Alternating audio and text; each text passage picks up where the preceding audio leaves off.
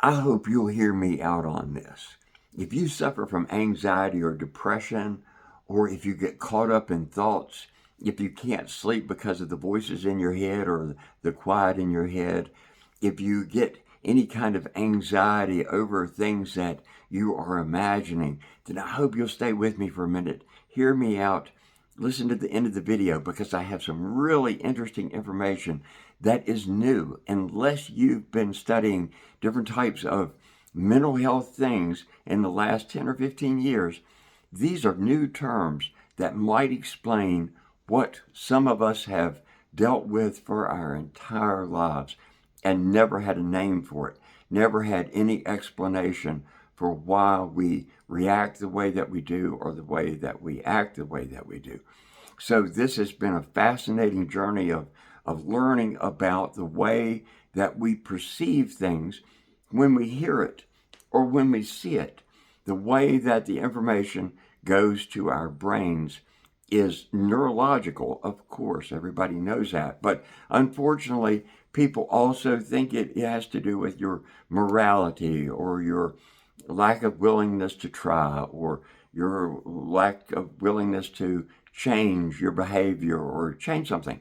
So, come to find out, there are definitely neurological ways that our brains process information that we have no control over. In the same way that some people are colorblind, they can't try harder to see the color, they can't wish or study harder to see a color. It is a neurological thing. And so, what began my journey on this was a condition in which, when you say the word apple, you don't see anything in your mind but the word apple. You perceive that when you're reading, if you're reading something, you read the words of it, but you don't have the visual imagery that goes along with it. Most people have some. Most people can imagine an apple and they see it for a minute. And if they're reading a book or a story, they can get caught up in it and they can visualize things in the book. And that's the typical response to that. Some people have an overactive imagination in which every word or every thought triggers something else. And so your mind becomes full of imagery and things like that. And so that becomes overstimulated, over the ability to think through things clearly. So the first is fantasia is the typical. That means, is a Greek word that means to see something. Use your imaginary, your mind's eye to see something. Aphantasia means that you don't have that. And so that's a condition. Hyperphantasia means that you see too much and you have that problem. So that led me to thinking about if it happens with your eyes and the way that you're perceiving things and your imagination, what about the way that you're hearing? A friend of mine had commented on a post and said that they have music playing in their head. And that is something that also goes with your internal dialogue, the way that you talk to yourself, the voice that you use to talk to yourself, whether you're a good person or a bad person talking to yourself. But some people don't have that at all. They don't have any internal dialogue at all. They have what is called a quiet mind.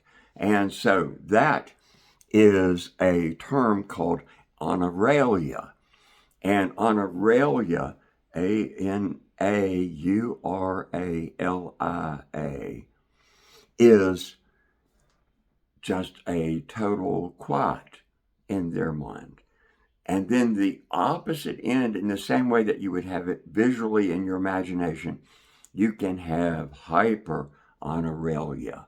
And anauralia, if you have hyper, then the noises in your head become almost overwhelmingly distracting. Voices and people talking, or songs, or a play, or something on the TV that is a loop that gets caught in your mind, And it can be almost devastatingly dramatic to try to deal with, because everything around you is actually quiet, but in your own mind, it is just overwhelming. So this is what I have learned about this, is that because it is a neurological type of reaction to something, they say that you can have a 2-minute response in which, oh, well, let me first tell you about rumination, because I think as far as PTSD, depression, anxiety, those types of things are really tied to this. And so if you are on an HD, ADD scale, you all know what I'm talking about. I'm so excited about this because I think this could make a real difference. Because in the way that we see things can drive us to depression, to anxiety, to overstimulating what we have going. And so that is a typical response in terms of the stress that we are all under right now in imagining every imaginable thing that could and might happen, whether it's anything. So, rumination is a term. Look it up. Rumination, Rumination. Rumination is where you ruminate on something and it becomes locked into your mind. Whether it's an internal dialogue for those people who have that auditory sensation in which they're hearing something, and that dialogue is somehow negative, then this rumination becomes really a problem. You're ruminating on something and you can't sleep. You keep hearing it over and over in your head. So this is the 2-minute distraction. So what they say that if you stop that, if you stop and take a deep breath, get a lot of oxygen in your body, that's my own thoughts on that, and then set about doing something that you enjoy. Just stop and do something that brings you a couple minutes of pleasure. It's a couple minute distraction. That if you can just concentrate for 2 minutes, just give it to yourself like a gift. I'm going to go take my 2-minute pill right now and just go relax somewhere, breathe, watch a sunset, listen to a couple of songs, just have that moment. It helps you break and recognize that this is a neurological disorder. It is not something you're doing wrong. It's not because you're a bad person. It's not because you're trying hard enough. So work with yourself. Look these things up. There's much better people to tell you about it.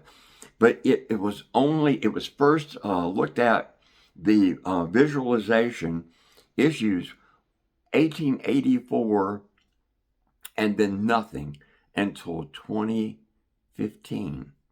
2015 did they come up with aphantasia as a medical term, so that if you're my age, if you're retired, you've never heard this information. It's never been out before. So these are new terms, new concepts where they have had enough people to study it and recognize that there's a pattern to it. We're all in this together. You're not alone. I have constant things going on in my head. It's a challenge to not visualize the circus in my room. So I hope that you in your journey will look these things up. Like I said, you can stop the video and go back and get the information on how to spell it and all. And I hope that somehow this helps you realize that we're all in this together. I think we're all going to be okay. I think that we are going to think really super creatively about our relationships with each other. Don't fight with each other. Have this conversation. How do you see the world? How do you see the world? Neurologically, how do you get this information? Then work together as a team.